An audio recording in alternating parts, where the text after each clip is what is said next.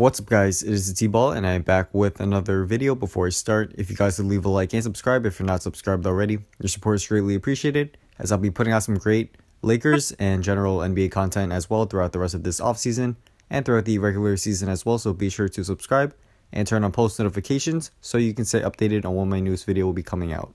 So today we're going to be seeing where does a Lonzo Ball and KCP backcourt rank among all backcourts in the Western Conference. So I caught a lot of heat from my Lynn and Russell video for this, but I still thought, hey, why not make a Ball and KCP ranking in the Western Conference video, just like that one. And being in the West is definitely going to be harder for them to hit the top of the rankings, but we'll see, as I know a lot of you guys are going to disagree with my rankings, and that's perfectly fine. So first off, I think Ball and KCP are better than the Kings backcourt easily of Fox and Buddy Hield, who are both two young and talented players, but don't currently have the offense and defensive versatility that Ball and KCP have together.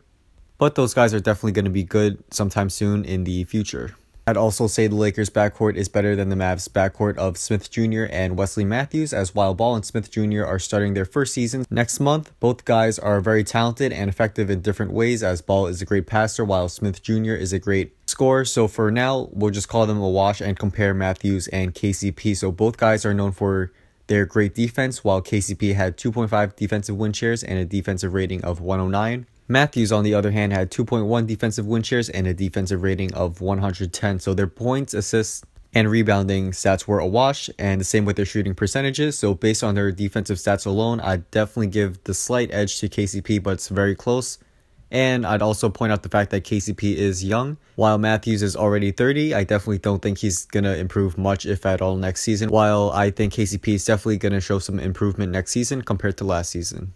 I'd also say the Lakers backcourt is better than the Wolves backcourt, as while Teague is a solid offensive player, he is an okay defender, and considering Ball is a rookie and we aren't sure how well he is going to do or play next season, I give the slight edge to Teague for now, though it may definitely change next season. And this leaves KCP and Andrew Wiggins. So as we touched upon before, KCP is a great defender and good offensive player as well. He had 2.0 offensive win shares and a OBPM of 0.9.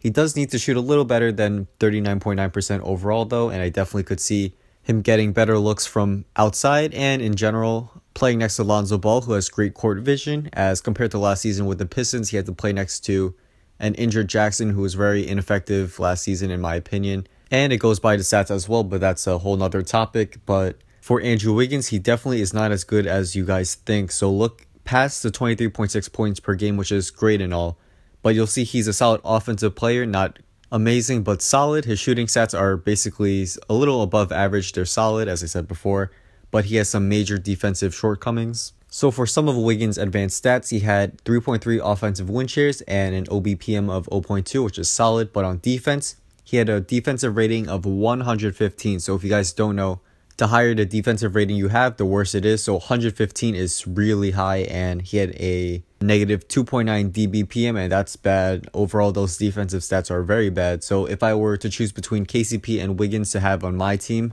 based on last season and the seasons before that, for next season, I'd definitely take KCP over Wiggins by a landslide, as for KCP, he can perform well on both sides of the floor, while Wiggins can only perform well on one side of the floor. So I'd also take Ball and KCP over the Pelicans backcourt of Jrue Holiday and Rajon Rondo. So Holiday is a great point guard overall, and he's a good starting point guard. And as I said before with Jeff Teague, we haven't seen Lonzo Ball play in the NBA yet, so we can't really give him too much of the benefit of the doubt, and I will not put him over Jrue Holiday, who's a proven player. He's a veteran starting point guard, and I definitely think he's a great player when healthy. And just for a side note, what do you guys think of Jrue Holiday's max deal that he got this offseason? Let me know your thoughts in the comments below, as I don't think Holiday was going to be worth that much, but at least the Pelicans got to keep him, even though it was a bit of an overpay, but we'll see. Hopefully it all pans out for them.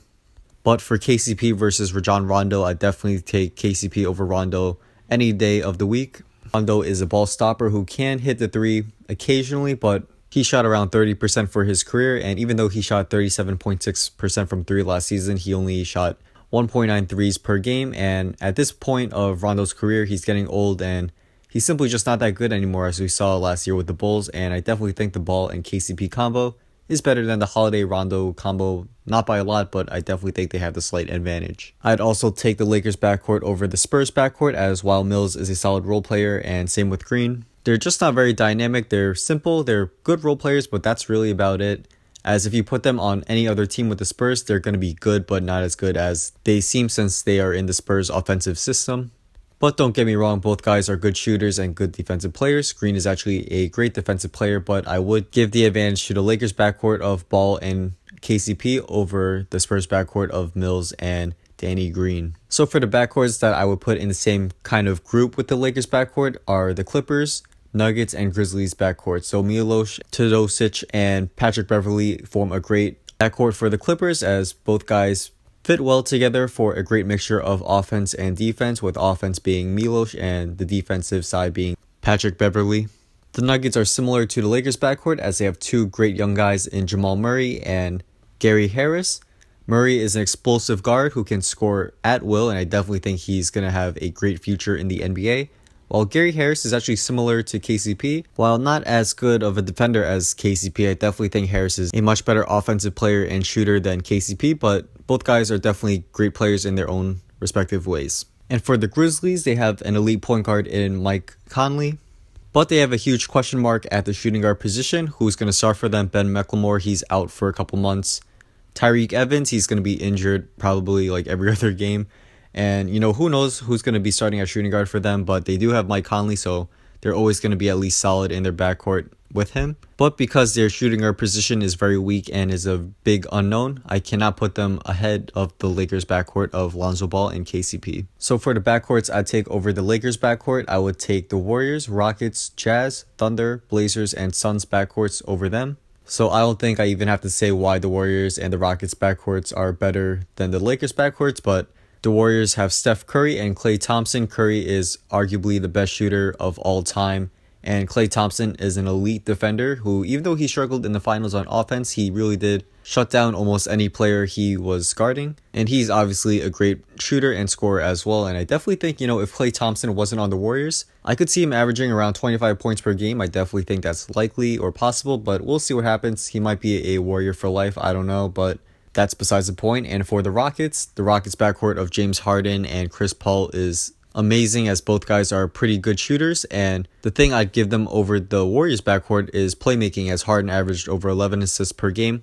Paul is obviously a great passer and distributor, as he averaged around 9 assists per game. And both guys are definitely going to see a slight drop in their assists, as playing next to each other, they're not going to get the ball as much as they used to, but definitely expect Harden to average around 8 to 9 assists per game, and maybe Paul around 7 to 8 assists per game. We'll see, but they're definitely going to be super fun to watch. And not to mention that James Harden is still not really that good of a defender, but Chris Paul is an elite defender, so they have a good mixture of offense and defense in their backcourt. But for the Jazz backcourt, their combo of Rubio and Hood is going to go under the radar next season. I definitely think that's going to happen. As we saw with Rubio's great passing last season, he can definitely find guys for open shots, and I can definitely see a bunch of alley-oops from Rubio to Gobert for tons of assists, and I definitely think Rubio is going to average around 10 assists plus per game. And Hood struggled a bit last season as he battled some injuries, but I definitely think he's going to be in for a breakout season with Gordon Hayward out for the Jazz, as Hayward is now, if you guys have been living under a rock, he's with the Celtics now.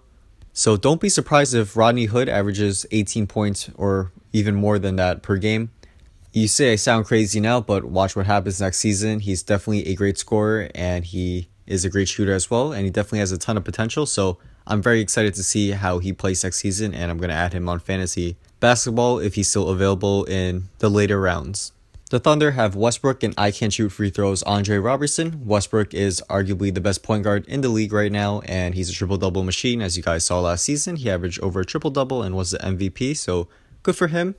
And Robertson is arguably one of the best perimeter defenders in the league, as though he can't shoot free throws even if his life depended on it. He had one of the weirdest playoffs ever, as he averaged 3.4 blocks per game, 2.4 steals per game, but shot 14.3% from the free throw line. So that's one of the weirdest things I've seen in a long time from the NBA and some stat lines, but whatever. He's definitely an interesting player, and for Westbrook and Robertson, their combo is great on offense and defense, and I definitely take them over the Lakers backcourt of Ball and KCP.